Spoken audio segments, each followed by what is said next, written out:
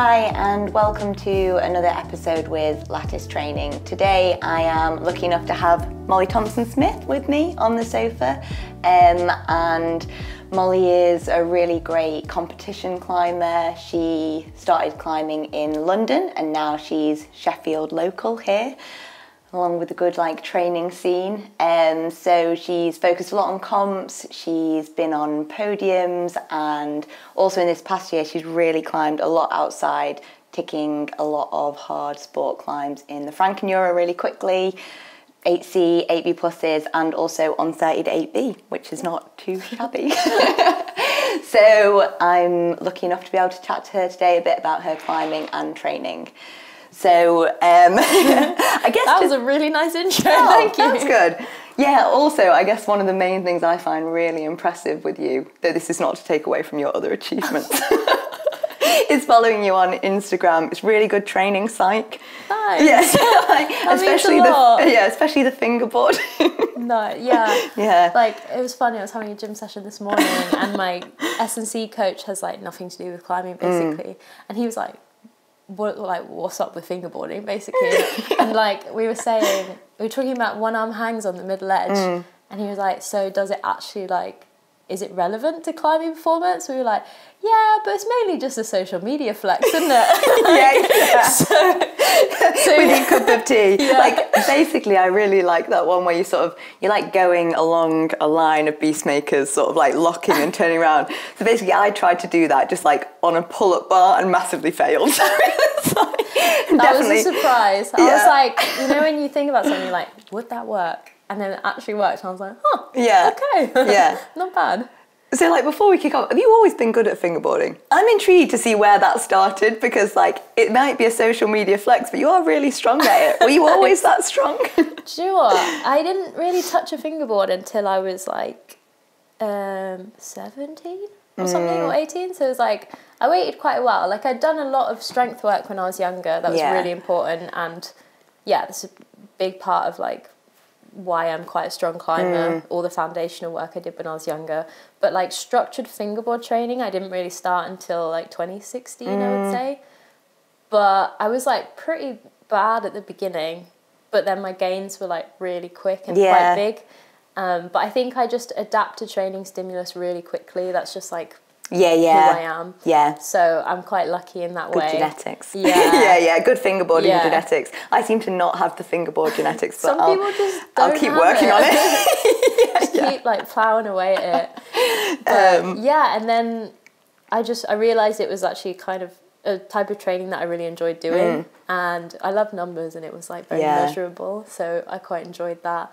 And just stuck with it and found that there's also this sort of mental side of fingerboarding that has become really important to me. There's a confidence element with it. So if I do a one-arm hang for however many seconds, I'm right, yeah, good day. Because I was going to say, I guess for me, it definitely doesn't come naturally and I'll keep plugging away. Yeah. But I was wondering for people who, you've obviously adapted to it really well and you're really strong on the fingerboard, do you feel more training in that area does actually translate to your climbing now, or is it more of a confidence boost and you just really enjoy it to keep it up? I think now it's slightly more confidence boost. I think I built up such a good base that I probably don't need to, unless I'm going for a really crimpy project or training for something specific grips or something like that. Yeah, I think just for general climbing, I probably don't really need to do much more. There's so many other areas of my climbing that I could push to become a better climber, but I like having it in there because it makes me feel good. And I think it's really important to include training that you don't like, maybe, that makes you better, but also the training that you really like, because you want to feel good when you go training. And it's meant to be fun. I think we do definitely get that. I think a lot of people are really want to work on my weaknesses. I work with loads of people and I've probably been like that myself. Luckily, I really enjoy fingerboarding, which is a weakness, but so I'm on for a win there.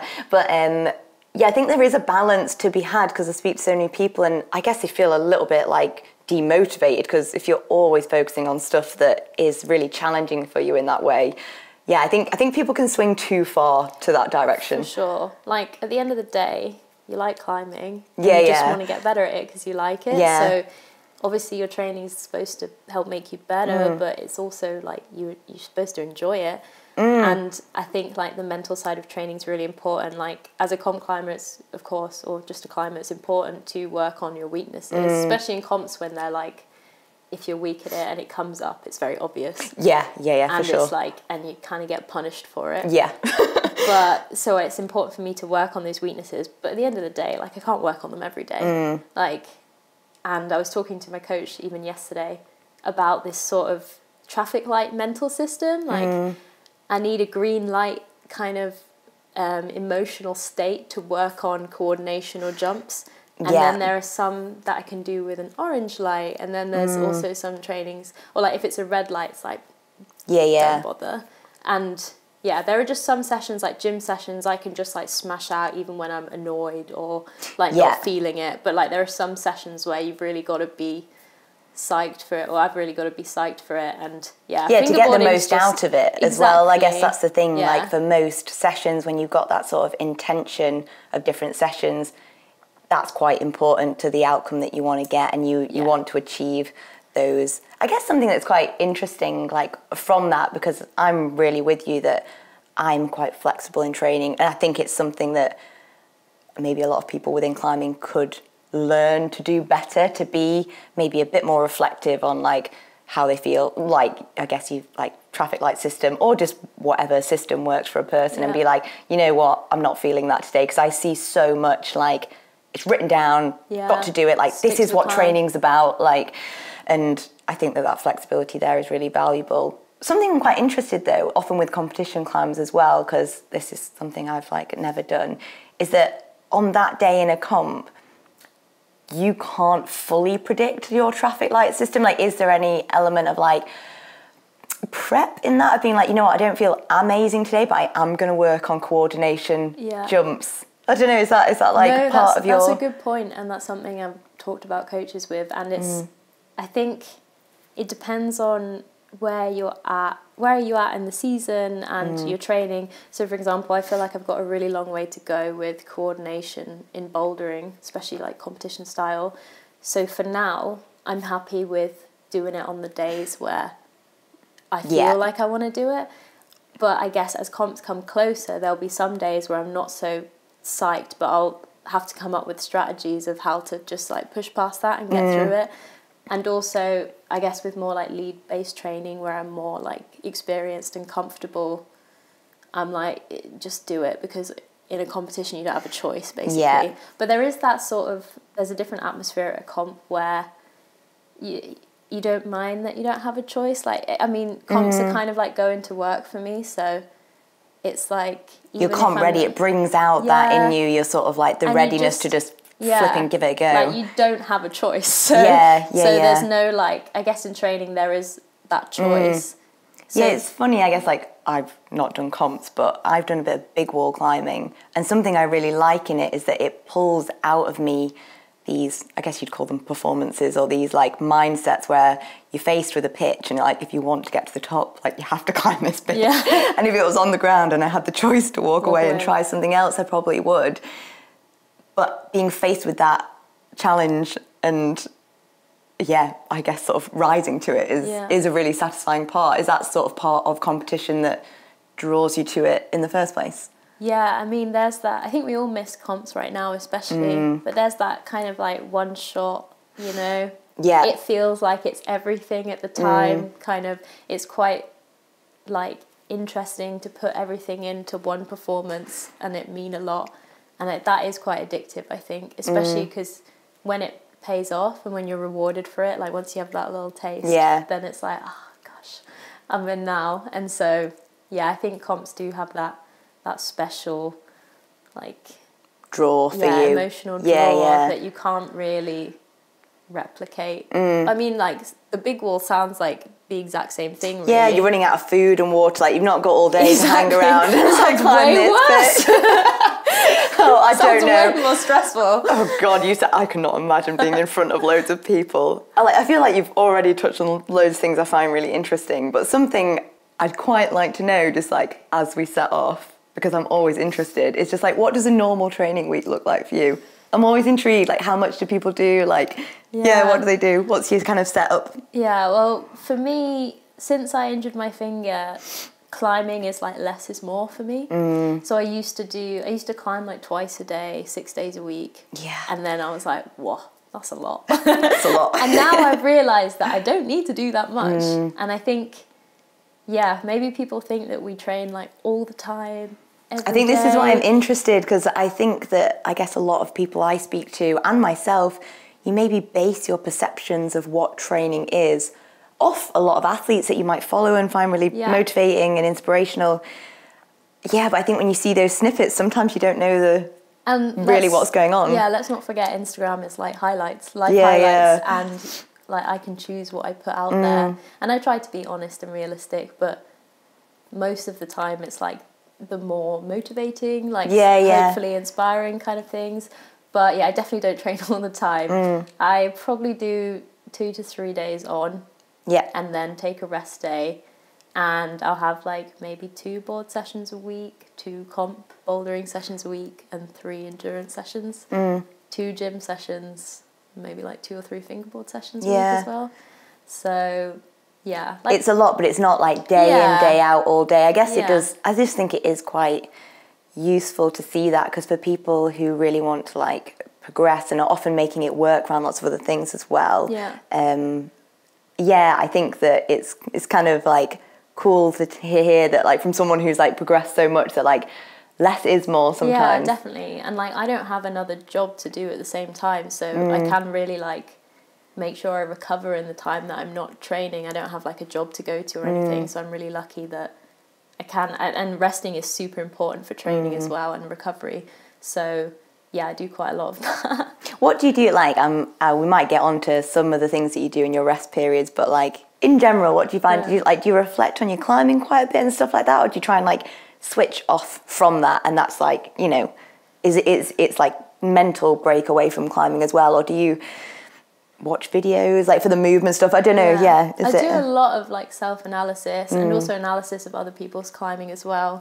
Like, for example, we just had a selection comp, and I went back and watched myself, and then I watched the people who did the boulders that I didn't do, and I was like, what's the difference, basically? So, and I quite often watch competitions like World Cups that I've entered a couple of years ago where I felt better, and then I try and think like, I'm like, what does that, like, put it into words, like what does the feel better actually mean? And like, what's the difference between then and now? But other than that, I like to bake and read and like go for walks, or like just normal stuff, really chill. I'm quite a relaxed person. One thing I think has been quite interesting, like following your training recently, and like a little bit of a shift, it seems to me, like in the training or competition or elite climber world, is this shift to a bit more like weightlifting and conditioning and using that. And I don't know whether this is just because it's being shared on like Instagram, because it is like quite a motivating and fun thing to share, but it seems like you've been doing some quite interesting stuff as well, like with a new conditioning coach that I think you're working with. And I'm guessing I'm just intrigued to see, like, has this always been a theme in your training, you're just sharing it now, or is it a new thing that you've found that's like contributing to your climbing quite well, you know, like, because I guess a lot of the questions I often get is a bit like, does it even translate to climbing? And I guess maybe for like females as well, they're often like, I don't want to gain loads of muscle, there's a bit of a body image element there. I don't know if that's just not like a can of worms, but I'm intrigued to... No, it's I think it's definitely a hot topic at the moment. And I started working with a lovely man called Gary from the English Institute of Sport in Sheffield, like, I think it was maybe the beginning of 2020, so last year. And honestly, like, the improvements I've made in like lifting and how much stronger I feel, and also just like more robust. I haven't really had any injuries since, well, fingers crossed. Oh my God. Say that. I've been like pretty healthy, let's just say, since. But I've found a huge difference in my climbing, especially as a short climber, trying to do all these jumps and whatnot, like the competition style. It's really helped me. Like, we've even measured my like vertical jump height, and it's gone up loads. So for me, it's a really important part of my training now. And actually, the sessions I can smash out like the easiest. I'm always psyched for them.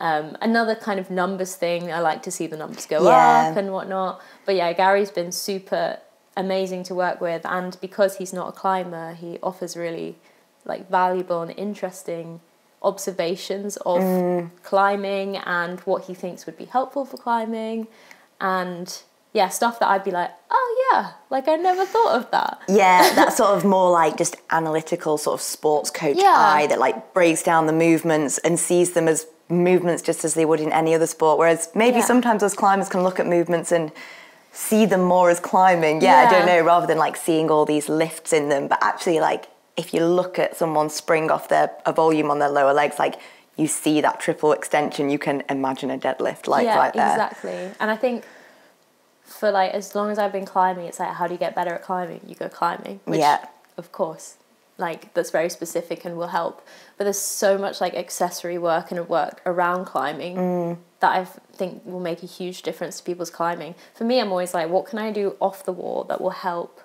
Because that's easy. Like that doesn't take skin. That's like, it will just help my climbing, and it's like way less effort in a way than just doing more and more climbing. And way less like, I don't know, injury prone for fingers and it gives you that variation. I guess we've already touched on it a bit, that like willingness to be flexible with some of what you're working on, like different areas of your body, and keeps it interesting. And and actually being able to have that as a sort of tool in your toolbox. So if you are not feeling this climbing session, you can completely go and make the most of a weightlifting session and feel loads of benefits from that. And I think it's also quite nice, like if you do pick up a slight finger injury, you've already got this, you know these lifts, you've got all these exercises that you enjoy, but they're also really useful for your climbing to allow you to shift focus a little bit away. I think if everything's in climbing, it's really, where do you shift your focus to if you're not feeling that great in your session? Yeah, exactly.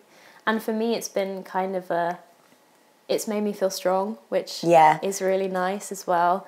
And I decided like a couple of years ago, it was pretty much after my finger injury, that I wanted to be a strong, healthy climber, and lifting kind of, and weights really facilitates that. Exactly. I had to eat enough basically to do all my lifting sessions, and it made me stronger, and I started seeing my body. It really helped me to see my body as like not a machine, but like I could value it more. With climbing, you're like, it's more flexible, movement based, and lifting was like just pure strength, like you want to get stronger, like, and that helped me with like some body image like issues I may have had in the past. Is that like from, because I guess this sort of leads us quite nicely, I wanted to chat, I guess a little bit, again, it's another hot topic at the moment with that Light documentary coming out, and I guess some people really sharing their personal stories, which is really great for like opening up the conversation, as well as I guess us sort of looking at what makes a strong climber, and I guess what you've touched on, that sort of sustainability of being this like healthy climber. And I really liked your point there that if you are weightlifting and training in some certain ways that are not always body weight dependent, so I guess obviously climbing is always really body weight dependent. Deadlift is sort of like, it's this weight that is, you've got to pick it up. It's separate from you. Like, do you think it almost helps you detach a little bit from your body weight? Yeah, there's no like, say I feel heavy when I wake up, it doesn't really affect my ability to deadlift, whereas some people like, I've been there, like, I don't know, you have a big breakfast and then you're like on a sport climb, you're like, I feel a bit heavy for this today. I don't feel light and floaty, but you don't really need that when you deadlift. So it was quite nice to, I felt like I had to eat more, and I wanted to be like fueled for my deadlift session.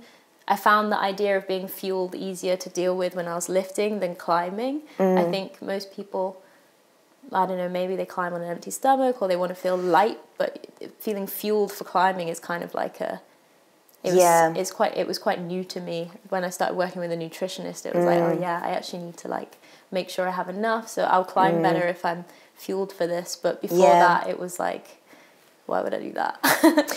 So I guess you go through a process of looking at what you ate with someone to be like, oh, whoa, I might actually be megally under fueling in these ways, and I want to do all this training, so like, let's fuel it. And that's just like been a catalyst to push you in this like better direction. Yeah, for sure. I think that's really interesting, and I definitely think there's sort of been for me an element of, I don't know what you'd call it, like a focus on like real like function of your body, because I guess there is lots of numbers attached to weights for sure, and for some people that's the sole aim of their performance, weightlifters obviously. Yeah. But I guess for us in climbing, often it's not this sole aim of performance, and it's kind of nice, I think, to dilute maybe that sort of power to weight ratio in climbing with some sort of absolute weights where it really does help to be strong. And then I guess it's really nice to hear from you, and I have from lots of climbers, to see that positively feeds back into your climbing, because I think we're still at that slight sticking point for some people where they're like, yeah, but I might gain muscle, making me more heavy, heavier. Affecting my climbing. Yeah. Yeah, I get asked a lot, like, does it actually do anything other than make you heavy? And I'm like, well, like, you don't have to get heavier when you lift. Like, you can lift in a way that doesn't put on loads of, like, muscle. Like, it just depends on your goals with your lifting. Like, you can choose how to train for climbing. You can do the exact same with lifting. But personally, I've found huge differences in, like, how springy I am. Yeah. Like, even my trunk, like, stability and strength. Like, because, like, a lot of these lifts are quite full body. Yeah, they all use your core. I think people think, like, squats and deadlift, it's like, that's not your core. It's like, that's always this thing that's just working hard. Exactly. So for me, they've been, like, really nice exercises that have complemented my climbing so well. And I've seen, like, differences, like, looked at my jump on a dyno and been like, whoa, okay, I can actually... It was really good with the speed route, actually, because that was, like, the same for all the years. Yeah, you've got this real measurable thing. And when I first tried speed, I could do the dyno in the middle maybe 1 every 10 to 12 times, which is not ideal if you want to be able to climb the speed route, like... Ideal when you get up to that comp. Every time in a comp. And then by the end of it, I never fell on the dyno. Yeah. So... for me, that was like, okay, this works. Yeah. Which was really nice. Because I guess there's always an element as well as, like, a little bit more muscle. If it makes you much more, like, stronger and more powerful, then... it's worth it. Yeah, it's worth it. There's like, sort of a weighing up of that there. So I guess we've sort of, you've mentioned, like, the speed comps there and, like, wanting to be able to come out and do it every time. And... really, I guess this is the past year, I guess, obviously has been really different for a lot of elite athletes and people who compete, because loads of the comps have been, not been able to go forward. And I feel like you have really turned yourself to doing quite a bit of sport climbing in the past year, obviously alongside still doing all your training. And so I guess what I'm interested to know is you've kind of touched a bit on mindset and I guess preparation for comps, and it feeling like you've turned up at your job there, and you're, like, clearly really, like, in the zone. I guess I'm a little bit interested to know how that has changed over time. You've been competing since you were, like, really young. I don't know, 13, like something like 8. That. 8, okay, very young. How's that changed over time? And then has that translated to outdoor climbing? And how has that maybe fed back in? I don't know, there is a bit of a loop. So my relationship with climbing has been, like, constantly changing, as I'm sure it does with most people. Yeah. So when I started in London, like, purely plastic, really enjoyed competitions, and that was, like, my life for a very long time. And then I got a bit older and then was like, maybe I want, like, a little bit more. This comp climbing is fun, it's a little stressful. I kind of want to, like, go to uni, see people, whatnot. And then that kind of coincided with a trip abroad. And then I was not able to climb for a bit, and I was like, I know, okay, I really like climbing. Came back and was, like, super psyched on the comps again. And then got injured. And then, so my comp, like, I've had, like, a love-like relationship with comps. But then I started climbing outside a bit more after my finger injury, and, especially the last year. And now the comps kind of feel a bit more like work. I'd say that was, like, over the last few years, that kind of phased in. And rock is where I feel, like, really happy, and that's my, like, climbing for me. Yeah. Because I'm now a professional climber, where I guess my performance can feel sometimes, like, I guess a bit tangled with my worth. Yeah. It doesn't always feel like climbing for me. So rock climbing is where I'm like, okay, doesn't matter how I climb, it's for me, as long as I'm going out having a good time, that's all that matters. So that's kind of made me really appreciate rock climbing. Like, the turning into a professional athlete has made me really appreciate the rock climbing, because that's my release. It's like a holiday. Yeah, I guess exactly. I find it interesting because obviously for myself and like loads of climbers where like outdoor climbing is the thing, it can still come with some pressure or expectation or stress. But for me, obviously, on looking at the comps, I think they look really stressful. And that maybe for a competition athlete, the rock is just then just like this, obviously this complete playground. Yeah. So I guess in terms of your comps becoming a little bit more like work, which I can completely see, have you sort of done anything from a mindset, sort of mental training point of view to help with that in that scenario?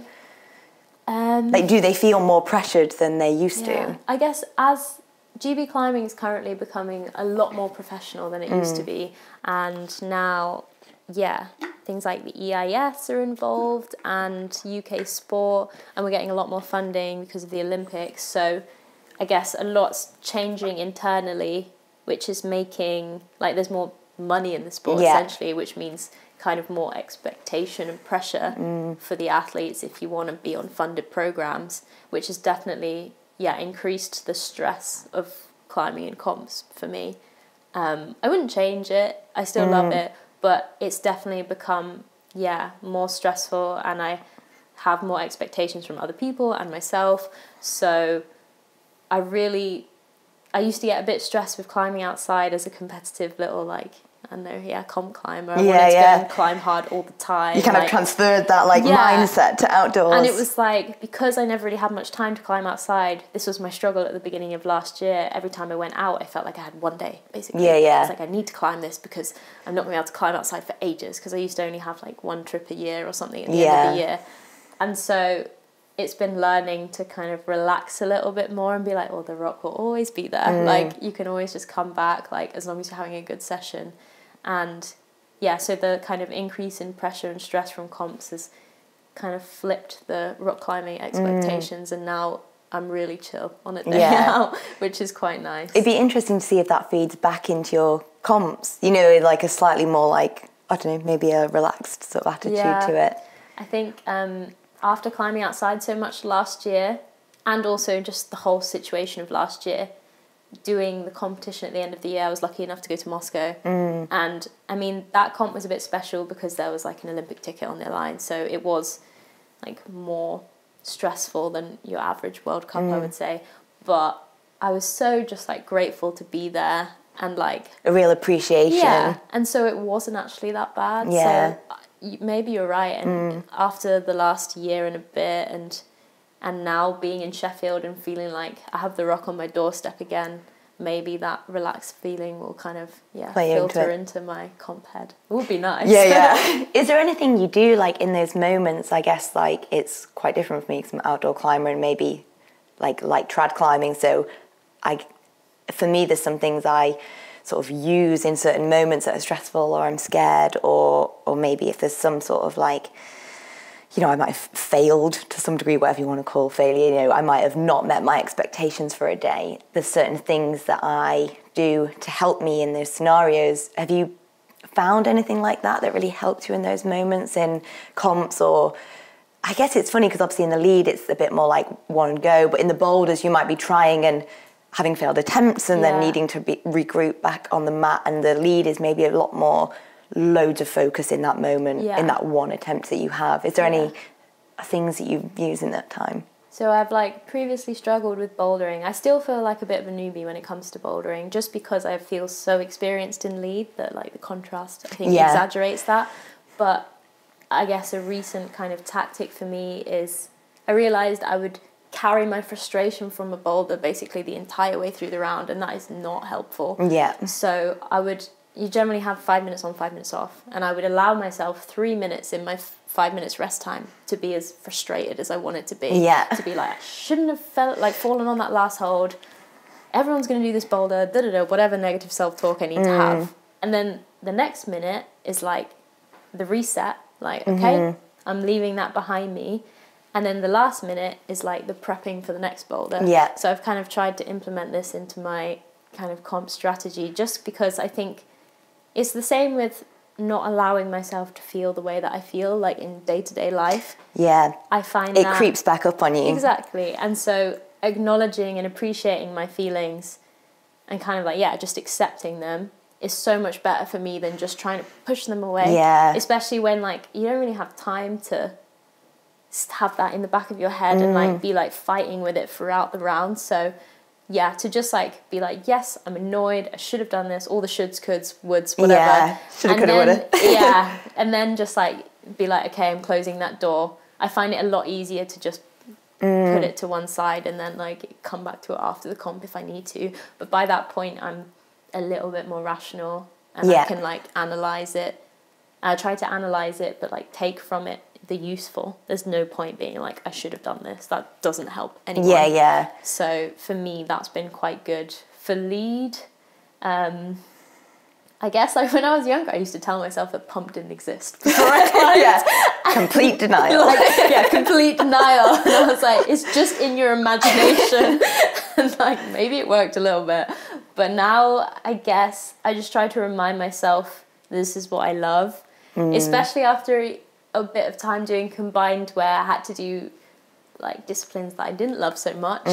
It was like, hey, this is your thing. You really like this. Like, it's so cool that you've got this opportunity to be here and kind of just like make it a positive experience and remind myself like that I'm like having a good time, that I'm kind of good at this. Like, just go out and like if you're happy, the rest will fall into place. So yeah, I think with boulder it's more like dealing with my emotions more negative than positive, and with lead it's just like being happy because I'm lead climbing. That's quite an interesting distinction, but I do think that's nice to hear. I think it's really good, like you said, in climbing, in life, to acknowledge when you are not feeling good and that you might be frustrated about something. It's a bit like, I think they always say, sort of talk to yourself like you're talking to someone else. If someone else was saying, I should have done this, and they're like quite frustrated, you wouldn't just be like, just forget about it. Yeah, exactly. You would be like, yeah, that is unfortunate, like, let it all out. And then there would be a point where you'd be like, okay, let's move on with our day, like, you've got this, you can just focus for the next boulder. Yeah. It's like when someone's like, just choose to be happy. It's like, I know you're coming from a good place, but it's not helpful. So like, it's really hard to just like stop feeling a way of feeling. And it sort of almost doesn't respect the spectrum of emotions that we obviously we are human, like we're supposed to feel in all sorts of different feelings. So yeah, for me, like the last, I'd say like maybe 2 years has been a lot of learning like how I feel, how to be okay with it. And yeah, like with the whole quarantine and everything, like I spent a lot of time with my partner in Germany and I didn't know anyone basically over there. So it was learning to be okay with myself, by myself. So it's quite like a different situation obviously that everyone's been in for the last year. But and I guess that sort of makes me want to ask you a bit about the competition scene in general, because obviously it's quite a mix of people. You might know some of them, you might not, lots of different cultures, backgrounds, and I guess something that loads of people struggle with in life, in climbing, is like this comparison to others. Obviously, some people think maybe that could be fueled by social media, or all of that aside, I guess to me in competitions, I feel like this is where comparison seems to be almost, it's part of a competition. The whole competition is a comparison of different climbers' abilities on that route in that moment. So obviously there's all like variation. I don't know, is that something, do you harness something positive out comparisons to others? Do you try to simply focus on yourself and just, do you think about your own performance in the competition? Or I don't know, and I guess in training with other people, does that come through ever in a positive or negative way? Like, I don't think comparisons to others has to be negative. But a lot of people, when they talk about it, I think it carries this negative feeling with it. Yeah, so I think I've gotten a lot better. I'm pretty good in training now. Like we have female team trainings on every other Tuesday or whatever, and I don't feel the need to compare in a negative way in that. I think that the session is more beneficial to all of us when we support, and basically I like to respect people for their strengths. And like, so if someone's better than me, like I know a lot of the girls are better than me at coordination, and I'm like, that's cool. I have something to learn from that. There's no negative to that. I have other strengths that are maybe better than theirs, or that I'm really good at for myself. So I think that comparison can be quite can drag people down if they choose to let it. But for me, I think it can be a really positive thing. Like, you can see where people's strengths lie and the people that you can learn from as well. And yeah, with competition, it is hard not to, that is like pretty much what a competition is. Yeah, yeah. And I do find myself being like, but this person did this and da da da. But at the end of the day, like climbing is an individual sport. It's how you perform. Yeah. So I can do as much comparing as I want. But if I don't top the boulder or top the route, then like that's the point of it. Yeah, yeah. Like, because I think actually you can learn a lot from others. It is also comparison. And I think if you take that element of it, it's really great. And I like the sound of that sort of supportive atmosphere. Like I, you know, don't maybe have like a team like that, but I've always found if ever I'm noticing that's like negative comparison to another, I think it's actually just really helped me to be very supportive and positive about that attribute they have. Yeah. Like very much to them, and by acknowledging that, I'm often just like, oh, my body language and everything follows. So many doors, and then they're like super positive back to you. Yeah, and it just makes like about something that you're good at, and so it becomes the vibes are just so much nicer. And I think that you both have so much more to gain than being a bit like, oh, they're better than me at this, or like scared about it, nervous, jealous, whatever. Like any negative emotion. Yeah. Oh, that's really cool. So I think something that's really impressive about your sort of turning to the rock in the Frankenjura, and actually I think the ABU on side wasn't in Frankenjura, was that in Austria? Yeah. But you know, you obviously like really taken that lead climbing and like applied it outdoors, climbing loads of hard routes, like really fast. But on-sighting B is like a really amazing achievement. And is that something you've sort of wanted to do for a while? And I guess something for me that with on-sighting I think is quite interesting is that you've really in the moment got to commit to whatever sequence you choose, and red pointing can become a bit of a challenge of perfectionism. You know, you want to get every move perfect, and I see loads of people, and I've probably done it myself, like drop off or take or give up, you know, when it's not perfect. And I feel like you've gone slightly down this road, maybe I don't know all of it, of climbing things quite quickly, like this past year, like on rock, and that on site. Is that something you've done on purpose rather than like get stuck into a super hard red point?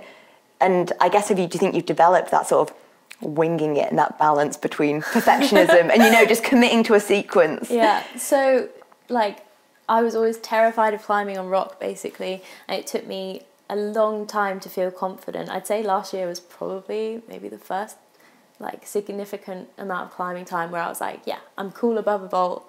Okay. It's fine. Like it took me a really long time, and I never had this fear inside. It was just because I mean the comp falls, it just like lower you straight to the ground. It's like I think it was this kind of like this like competitive switch where I like couldn't hear anything, was so in the zone that like it didn't matter, that like I guess danger wasn't really a thing in a comp. But when I got on rock, I was like scared and tense, and I always felt like I was worried I would never climb to my full capabilities on rock because I always had this bit of fear. But then I like climbing with people who made me feel more comfortable, and like I remember listening to, I think it was a podcast with Hazel, and she's talking about challenge level, and it was just like choosing the right challenge level and making sure that I was pushing myself, and I was like happy that I was trying a bit but it wasn't too much. I find that when I go outside, the first route I pick of the day like just says everything about how my climbing day goes. If I'm like out of my comfort zone like too much on that first route, I generally struggle throughout the rest of the day.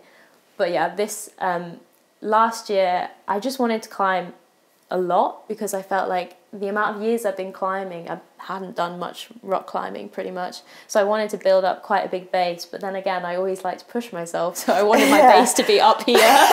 So I kind of, and climbing with Jan, my partner, he's pretty strong. So like we'd go to climbs, the crags that had pretty hard climbs. So I didn't really have much choice, like what I got on. But I think like I was always too nervous to get on something really hard because I didn't think I was capable of it, which is why I chose a lot of climbs that I could smash out in a session or two. I think like my longest project was like took me 4 sessions like last summer, which isn't really that long for most people. No. And so yeah, there was like, and I really liked the like instant like reward of climbing something quickly. Like it was really motivating for me, but at the same time I did really want to try something that didn't feel possible at the beginning because I have no idea what that feels like. I've never tried anything that hard, and And kind of the same thing with on-sighting, because going back to the fear thing, I found on-sighting scary because you had to commit. And I didn't like and you don't know what's coming up. You don't know the clipping positions. Exactly, and I just wanted to feel comfortable in every move, which I think is quite like an indoor climbery thing, maybe. I think it's an outdoor climber thing as well. Okay, good. It's not just me. But Jan was really keen for me to like push my on-sighting because he thought I would like it, and like he was right, and it is useful for comps as well. It felt like kind of mindset training for competitions. Yeah. So I was like kind of keen to do it, and it was funny that 8B that I on-sighted, like I was not in the right mindset for it. Oh really? We'd actually like just had a fight or something, and I was like, oh, just get on this route then. And then I got on and was like, maybe you channeled it. I think though. I must have been like kind of aggressive because I just kept trying, and then I like saw the chain and was like, okay, I'm gonna do this. And that because there is a tenacity to it, isn't there? I think, you know, I've done loads of on-sighting, some I've done, obviously loads have failed on, and sometimes that might be the difficulty of the climbing, but ultimately sometimes you kind of give up. Like, you know, I mean, I don't know, your head's not in it, you're not willing to fight hard enough to get that final % out of your body, because ultimately I think most of the time our mind is like that barrier to that last bit. There was a lot of times where I was like, it'll just be quicker and I'll have a better climbing day if I do it second go. Like, I'll just go up it, not waste any energy or like fighting on an on-site. Yeah, you'll get it all dialed down, and when you climb it'll feel quite easy. Exactly, and it was like, I tried to stop doing that towards the second half of the year, because I was like, no, this is like a really good opportunity to work on mindset, to like have a go. Like, worst case scenario, you fall and then you just like work it and try it again. And like, there's something special about on-sighting because you're on your own and you're like figuring it out as you go along. And that was like, there was something really cool about that. There's like, it feels like a different sport, like, red pointing or even flashing if you have really good beaters, kind of like execution. Yes, and I quite liked how it's not got the cognition like alongside it to quite the same degree. Yeah, and like the thing is with climbing, when I compare it to other like, I guess, elite competitive sports, like with gymnastics, it's like that's more execution, like you practice a routine and then you have to perform and do it like perfectly or whatever. And with climbing, when you go to a comp, you don't really know what you're going to get. You've like practiced a load of moves, and like I call it my hold vocabulary, and you don't know what you'll get, but you've probably done it at some point. Like the aim of the prep of your training is that you will have done that sort of move to prepare, somewhere along the way. As much as possible.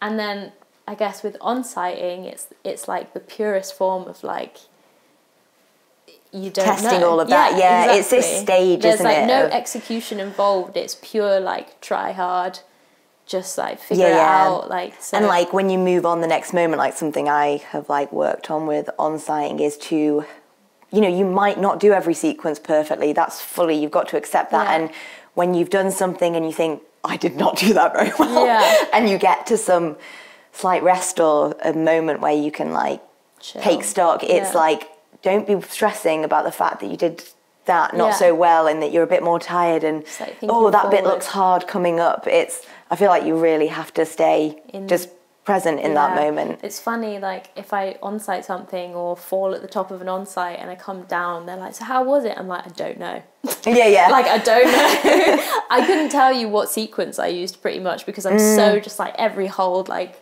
focused on what's happening right now, and I think that's pretty cool. Like I've actually had it where like you've given something a really good on-site burner full and like under the chains, and then I've tried to do it again next go, and second go is always absolutely the worst. Terrible. Yeah, for sure. So you've mentioned Jan a little bit, and I think it's really nice element of climbing is the partnerships we often form in climbing, whether that is a partner that is also like we're in a relationship with, or whether that's like friendships and stuff. And I guess I'm always intrigued to know like how that dynamic works. Jan is also obviously like really different size to you. He's like really tall, like you must like train together quite a bit. Like, I don't know, I've seen a little bit of your training videos. You guys look like you have a really good time training together. Is there any elements where you're like, I think that really works with him as a partner, and there's like things that you'd rather do with like a friend or like someone more your size? You know, I guess you say like obviously having like the female team training sessions, just literally for the fact of like working things out together. Yeah, like Jan's really useful. Like, I mean, he's lovely, but he's also very useful. He's useful for reaching things. He's the best pre-clipper ever. Like, I always feel safe when I go climbing with him.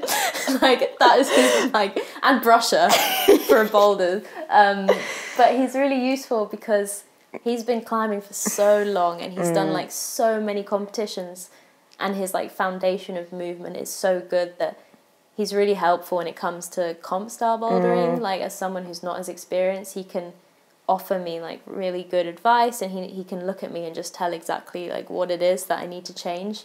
But sometimes it's hard because we both do the same thing for a living. So especially like when we've not really got much else going on, or when we're at a competition, it's like we both want to focus, but then it's like it's hard to, I don't know, be boyfriend and girlfriend, but also... And be really, obviously, caring about that person and wanting their performance and their comp to go well, but being also a bit like, but this is my comp and my, like... Exactly. So we both are like, well, climbing comes first. Yeah. And we'll be there for each other, but if you have to do something for your climbing, that's fine. Yeah. You do you. But, yeah, we train together quite a lot. We point each other's circuits. And he's generally got a good grasp of my size, but there's definitely been, like, occasions where he's been like, I don't think you can do that. Yeah. And sometimes I believe him, but other times I'm like, no, I can do that. And I've, like, proved him wrong. But it is quite frustrating at times when he'll just reach past 3 holds that I've got to use on a route that are really bad. Or, like, he just can't quite understand. He'll never understand what it's like to be 5'2". Like, because he's 6'2". Yeah. So that's quite hard. And obviously... it must be an interesting dynamic if you're actually on similar routes. Say, like, with outdoor climbing, obviously in your comps, you have separate boulders and routes, but outside you are trying similar routes. Like, we generally... Well, he generally climbs a bit quicker than I do, but we can work the same routes together sometimes, which is quite nice. I used to have him on finger strength, but he's got kind of strong now, which is quite annoying. And do you think he's just like absorbed it via you? Maybe through sitting here, I'll get a bit stronger on the finger board. Before we started dating, he was like not good on the fingerboard, and now he's like, I'm proud of him. Like, he's come a long way. That's cool though. You feel like you've helped each other's climbing, and he's definitely helped my movement a lot, and he's also taught me to listen to my body. As such a like, he's not an older. Well, he's older, but he's not like an old comp athlete. But he's he's not old, but he's like one of the like older He's been on the circuit for quite a while, and so he's got so much experience and knowledge of his body and how to do comp seasons basically that he's been really helpful in reassuring me sometimes when I want to rest but I don't want to rest. He's like, rest. And just hearing someone else say it, you're like, a bit like that. You can't always sit up here, and as like you've said with loads of climbs, I think you're like, oh, you want to be just doing some mileage, but you also want that to be up here, really. And he's a really good like soundboard, I guess, for training, and kind of makes me talk about how I feel and how that influences my training. And like, because the two are when you've got someone that you're close to, I guess for a lot of elite athletes that might be a coach, and that's obviously great relationship as well, but I think for most people, like their partner is someone that they feel like they can open up to quite a lot. And then like help them make decisions and whatnot. But he's good for helping like pick routes, learn movements. He generally goes up first, which is nice, and then all the draws are in for me, which is quite good. The first one. But no, it's I've now got like a lot of newfound respect for tall climbers as well. Like, not that I didn't respect them before, but as a short person, I was always just like, oh, I wish I was taller. You don't want to pull the short card all the time. But like, having seen Jan struggles as a tall climber, I now get it. He's like, I'm like a lot heavier than you are. Like, cramped spaces, exactly. Like contorted moves. Yeah, like sometimes I just feel too big for a space, and before that was just like never something I could imagine. But now I like see it and know how he feels about it, so it's definitely... It's a bit like the strength and weakness thing. You see and appreciate what you have and you can... More. Yeah, I pretty much never pull the short card anymore, which was like always... That's cool. You'd sorry, very close. You'd almost maybe expect the opposite, but it's quite cool that, with that partnership, in fact, what you see is the sort of diversity. That's cool. Sort of, I think you've kind of touched on it there, obviously learning a bit from Jan, who's someone who's really experienced with listening to his body, being around on the comp scene a long time, and you know the seasons are hardcore and training's hard, and yeah, I think with a training plan and a schedule, anyone can fall into the trap of being like, I've got to hit these and these are how I have to feel. And I think that body literacy plays a massive role in being able to determine where you are at in training. I think with all the training knowledge and plans, I think sometimes you feel like you look externally for how you should feel in a session and where you should be at, where actually our bodies are pretty good at telling us, how energy levels are going and like what we're motivated for. Yeah. And I guess for me personally, and I've seen you do like a few posts along these lines, I think I've probably been learning that. And, now a lot of like sports people are talking about the menstrual cycle and training. And I think for me, that has been a bit of a catalyst to change how I think about my body and training. And I've seen you've done a few posts about that. And I guess, like, is this a new thing that you've considered more recently? Or because obviously you started competing through puberty, so, it's not like the menstrual cycle's a new thing. I don't know, where are you at with this in your approach to climbing? It's definitely something that's become more important for me over the last year. I guess my period was something I always wanted to control and just wanted it to go away, really. I think like most young girls, but now I really value... It's a sign from your body of how things are going, basically. And it's a little check-in. Yeah, I never saw it as that before, but now it's really important. And the way my body and emotions and everything changes throughout the month, I guess I always ignored. And now that I don't ignore it, I'm like, how did I go all these years with just like accepting changes and just being like, why can't I do this today? I did this the other week. Always that push through mentality, kind of. And I think that the push through mentality wasn't like forced on women, but we were never we were never encouraged to accept the changes. So, you're expected to be the same every day, if not better, and better week on week. And I think it's in all areas of life. Yeah, and I wish that as young girls and women, we're encouraged to have conversations with people close to us about the changes so that they can help us as well.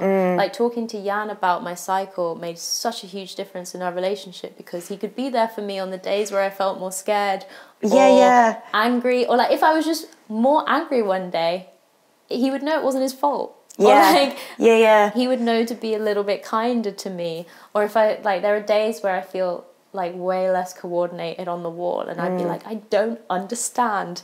And then like once I started tracking and like looking into it, I'd be like, okay, well, it makes total sense. Like I just won't do this session on this day. It's then like allows you to sidestep a load of frustration, which I think for me and for loads of people probably can play into a negative thought loop, which is hard to shake off. I think, month on month, like we climb for years, I think, some people maybe are like, oh, maybe at that time in your cycle, you're a bit less coordinated, whatever, it's just one day or a few days. But it's like that builds and you don't just shake off that frustrated session straight away. Exactly. Like that sticks with me the next time I go to do that session. I'm like, last time I had a really bad time. Like I couldn't do this and it's, like so I'm really coordinated like 3 days before my period comes. And for a while I was like, this is a huge difference in like performance. Like this surely isn't normal. And I can't believe it never occurred to me like what it was. Like I think it's funny as well, because I guess I do like a lot of work in this area, like interested in looking at the research, plus just like experienced people that I work with or myself. And I think the way that the research in this area is being done will change, but to some extent, like a lot of the papers, which I've heard some people quote as if it's like the menstrual cycle makes no difference, and they're looking at these statistically significant differences, whereas for someone at an elite level or at any level in climbing, like I think actually we're looking at a small percentage in change, or these minimal changes can make a really big difference in the outcome for you as a person. It's funny, I remember like when you're talking about like elite sport or sports performance, even like in PE at school or something, they're like sleep, like some GB teams take their pillows away with them because that it's all about the marginal, like tiny differences. And the menstrual cycle was never one of these things that was like And now I'm like, well, it makes total sense to be like in there with sleep, nutrition, like all of these things. Yeah, definitely. Like we talk so much about monitoring energy levels and intake of all these things, and like, yeah, it's kind of crazy that until sort of the more recent years this has gone under the radar. And I guess obviously you have like gone through that, you've kind of grown up with competition climbing, so I guess you've seen that space where there was no information, and obviously hopefully that will change. It was there were times where I would just spend hours like Googling stuff, and it would just be so hard to find the information I needed, especially like related to sports performance, I guess. And so it was just hard to make decisions with like contraception or like anything, what training to do, like how it affects. And so there was a lot of like trial and error and just working it out, which it sort of takes I know, it just takes and a I think long that time. will change now, but it's still like I spend loads of time looking at the research, and there's still this sort of trying to get ideas and then see how that fits with climbing and climbing training, because something I see a lot of, and I'd be intrigued to know what like your go-to sessions are. If you're looking like now, there's slightly more general athlete information on this area. It's like, you might feel tired at this point, like have a yoga session, or like, you know, and it's a bit like, but I am a climber, like this is my identity and I do want to be training, like, and I think what I don't want to happen is that we get this view of the menstrual cycle where it's like, no, you feel tired there, like don't do anything, sit down and like wrap yourself in a blanket, which is also like, it's like, okay, that's great to be talking about the menstrual cycle, but you still want to be training and, you know, a bit like for you with the low coordination, do you do like strength training? Do you find you still have... I find pure strength just like much easier to deal with and do, like, that's my go-to. No, that's like one of mine as well. Like I find it just so much easier and like actually quite motivating to just stick to some really like basic movements. Oh, that's really cool. And then like there's one last thing that I'd like us to chat about, and it's a bit of a funny one. I read this book because you posted it on your Instagram, and it's called Vaginas, a Re-Education. And I feel like for loads of people, they might see that and be like, oh my God, this is like a whole book on vaginas. And that is the title, but really what it is a whole look at, I guess, some of what we talked about, like the menstrual cycle and sport and sort of barriers to that, like the menopause, fertility, sex education, just like, and how we're taught about all these things and the information that is out there. And you shared it, and I'm really interested in this stuff, and I read it and thought it was really interesting. And I think alongside your post, it was something about that it had made you really think about certain things, I don't know. And I think it can seem like quite a divergent book title from climbing. But I guess I'm interested for you whether actually that comes together and meets your climbing, like those sort of topics that I guess are a bit more just a feminist or about your body, whether they actually do converge with your climbing, because I guess our body is a really important element in our climbing. And I don't know whether you took anything from that book and thought, you know what, actually this does overlap in some way. Well, I guess it just made me like realize kind of the struggles of being a woman, like biologically, as well as like in society as well. And just, I think the main point for me was like how like uneducated most men were on what it's like to be a woman, like with what's going on, like from the menstrual cycle to like pressure and image issues. And so I think after that book, I kind of reached out to all the like important men in my life and was like, so let's have a chat about this, because this book really shocked me and I haven't actually... And I am a woman. I was like, okay, I didn't actually know that was a thing and that's like my body. How are men supposed to know this? Like, so it was important for me to like talk to friends and family and be like, yeah, I'm shocked. Like, I don't actually expect you to know this because I didn't know this, but like, I think I would feel comfortable if you like did know this. And I would appreciate it if you like, thought about this a bit, like just mull it over, maybe read the book, and just be aware of this, because I think it will help improve your relationships with like women day to day. Yeah, and it is important in climbing because I guess, I mean, it is, and it has been for a long time, a male-dominant sport, and that is the same in the area of coaching. As far as I can see, it's like changing, but ultimately, like, we've got loads of male coaches working with female athletes, and there's loads of things that it's just that it's worth being aware of. And I think it's really becoming this thing where it's like, you should know about this stuff, and that actually it probably is a really important part of working with people. Yeah, for sure. And I found that the book kind of like took out the emotional attachment to words like vagina, or like they became purely biological and just like terms of anatomy. Yeah, she was really trying to like sort of chip away at that stigma and almost like getting people just to say the words. Like imagine reading some of that book out loud to your partner. Exactly, because I recently, over the last year or two, I found it was important for me to talk to my coach about my menstrual cycle, and it's like even up until I don't know, last year, I was like,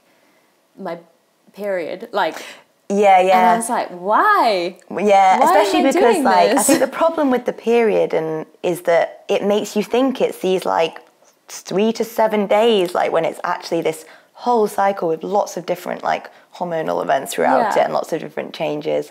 And I think moving to just menstruation and the menstrual cycle sort of opens you up to being able to talk about those different phases, because otherwise you're just left with a period, which is, you can see why people are well, it's a few days every month, what's the big deal? Yeah, exactly. And so this book kind of helped me detach any stigma, feelings towards the words and try and use them with people. Yeah, how they are, and encourage them to just because if you just say it confidently and don't stutter or anything, then they're just oh, okay, yeah. Yeah, it's sort of a two-way thing, isn't it, for building the confidence in the area? Because, I guess in some just sort of survey-type studies, they do find that a lot of female athletes don't speak to their coach, but a big part of that is that they feel like they might embarrass their coach, you know? And so I guess it's a bit of a two-way thing for, athletes to feel comfortable, and, it's definitely something they should talk to their coach about, but then the coach on the receiving end to be really comfortable to talk about it too. Yeah, for sure. There's definitely there's loads of times in the Lattice office where I'm just piping up talking about my menstrual cycle, and at first I do remember Dave Giles was writing on the board and he just stopped writing. There was this pause moment where he was should I listen? Should I even be in here? Yeah, should I be involved in this? But then that just breaks down. I think it's this one hurdle to get over, and then everyone starts to be much more open. Now it's super easy. I put it in my training notes. Yeah. It's just, I'm kind of expected to share it because it's important and it relates to my training and my mental health. Yeah. And all of these things. Have you ever found at any point in that tracking and relating to your climbing and training that it's become an excuse? I think almost the negative side to it, or the side that some people push back on, which I think has some validity, but it needs to be well placed, is that they don't want it to be an excuse. Have you ever found that balance quite naturally, or has some work been needed to be no? Yeah, and there's times where I'm okay, do I really need to tone this down, or do I just need to decide to get on with it? Yeah, basically. And also I've found sometimes that Jan or my coaches are are you okay? A bit too soft sometimes. Yeah. You're I'm no, I'm fine. I'm not I don't know, I'm not injured. Dying or something. It's okay. I need a bit of softness, but I'm fine, just treat me like normal otherwise. Yeah, and I guess has it been quite, because I've seen a few of your posts about this, and I think it's great just to see people sort of dropping it in there it's normal, because that is how you normalise something. Has that been quite a conscious effort? Obviously you are a sponsored athlete and very much, an ambassador as well, and someone people will look up to, maybe young, climbers coming up in the comp scene as well. So has that been quite a conscious effort to be you know what, I want to share this thing that I wish I'd known more about? Yeah, definitely. There was a long time where I was far too uncomfortable to talk to my teammates about it when it was happening, let alone post it on the internet for everyone to see, for them to know that I was on my time of the month. Yeah. But I decided that it should be a normal thing. Like, and the thing is, like, you'll know it's happening, like, yeah. at some point. So to just like, I just wanted to try and make it feel, it helped me, my relationship with my menstrual cycle, to be open with it as well. Like, yeah, I actually feel like it's helped sort of almost, I feel like my symptoms have gotten better over for a few years now. I've been tracking. I think the more I talk to Ollie about it, or like friends, I almost feel like, and there is some sort of studies that kind of back this up, that PMS and these symptoms do have quite a cultural and societal sort of, underpinning, that I think when you reduce that stigma and you talk about it more, the symptoms in severity actually sort of go down. Yeah. Like, I don't like to use the word dirty, but it kind of feels less dirty when you just are open and honest about it. Like, it should never feel that way, but I definitely think that the way everything is, it's kind of led to it feeling like that. Like the classic, like, put the tampon up the sleeve and like try and be quiet. And especially at competitions, probably quite hard, like being like, oh my gosh, I'm in isolation. Like, I have thought a few times, like, what would happen if I like really needed to go to the toilet because of that? Like, when I was tied in for a route, like, would they wait for me, or like? So I don't know. We'll see. Yeah. I hope that doesn't happen, but yeah. So in terms of like, I guess just on a closing note from that, say for like, junior athletes or people who have not quite sort of tapped into this or don't feel comfortable with it yet, what do you think would be almost like the best approach, like maybe of a coach or of a team? I don't know, what do you think in terms of like, do you think there should be like a team day where you sit down and chat about this, or just more one-to-one, or do you think communicating over the phone is easier, or through sharing some sort of calendar? I don't know, what's been most comfortable for you? For me, maybe writing it down in a shared Google Docs kind of calendar thing, because then maybe if you don't want to do face-to-face first, because you don't want to be like, I don't know, embarrassed or see their reaction, it gives the person, like whoever's on the other end, time to kind of get used to it, which like, it should be fine, but it's a change, so it's not going to be fine for people immediately. So I think, maybe writing it down. I think personal tracking is the very first, like, getting used to it for yourself first, because then once you feel a bit more comfortable and confident with it, then you can kind of like portray that to other people, and then it's easier for them to get on board. And so then I think maybe sharing a diary with your coach, and then like maybe just like having a conversation with your teammates or training partners, like if they're there enough that it probably affects them too, then I think it's a good thing to have a conversation with them about it.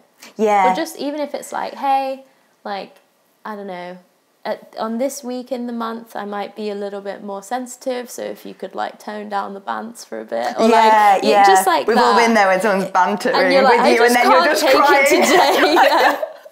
So like just like I know like chill conversation like that. But it's really nice, I think, to have that, your perspective on that, because then a coach to be like, I guess that's what we do, and it's probably what most people do, where they're like, they work a bit on a Google Sheet or on some sort of monitoring system. And, because I think wouldn't want anyone, a female or a male or whoever, to be sort of almost worried that they will be embarrassed by the conversation, because it's all a step forward to start having them, and everyone will become more comfortable with it. And I think that sort of, WhatsApp or sharing some sort of calendar is probably a really good place to start. It kind of like makes it's on the same as the training. It's written down. It's just like, it's all just part of like asking how your pull-up weights went. Yeah, exactly. So I think that's a good start. Oh, amazing. Well, I think that this has been a really interesting conversation. And I was just going to wrap up. Got a funny thing to ask you.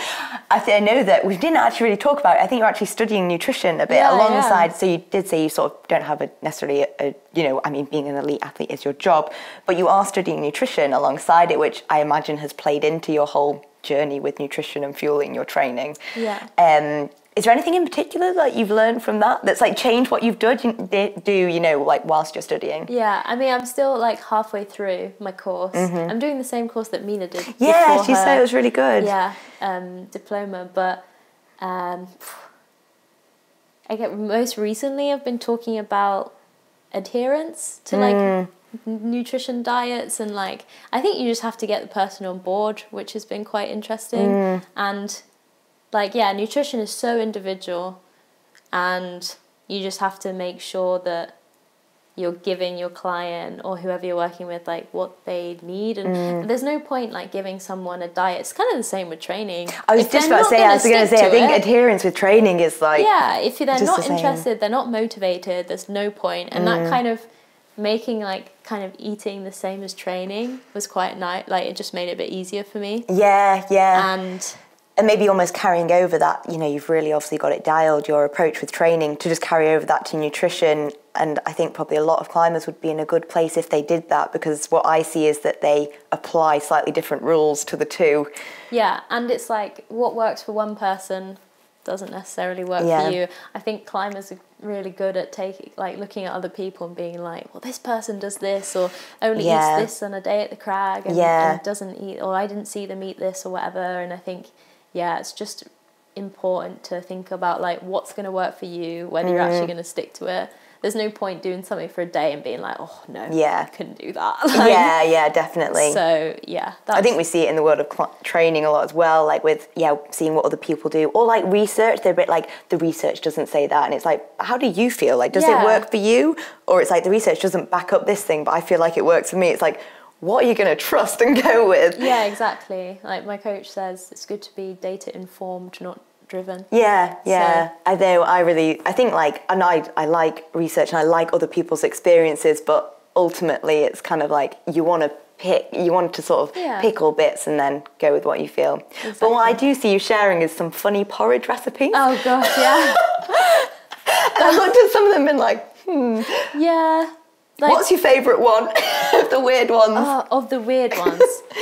Maybe like Parmesan, olive oil and like sea salt and pepper. Oh, that's so weird. But it's basically risotto with oats. Yeah. So it wasn't so bad. Like I've had ones that were like not so good. What's been the worst one? Maybe, I thought I'd really like it. It was like a croque monsieur porridge. So it was like a porridge with like steamed milk, some nutmeg, ham and cheese. It was not good. It was not good. This isn't an advert for your future nutrition service. No. I'd say like for me, stick to sweet porridge. Yeah. Oh my god. But it's been fun. Yeah. Like, well, if anyone's listening, they could experiment. You never know. Maybe they might like it. That's the whole point. Yeah. Like some people love it, some people might not. Yeah. We're all different. Oh, well, thank you so much for joining me and sitting down. I feel like I don't even know how long we've been chatting for, but like time's flown. Yeah, it's been so interesting to learn a bit more about your climbing. Oh, thanks for having me. Cool.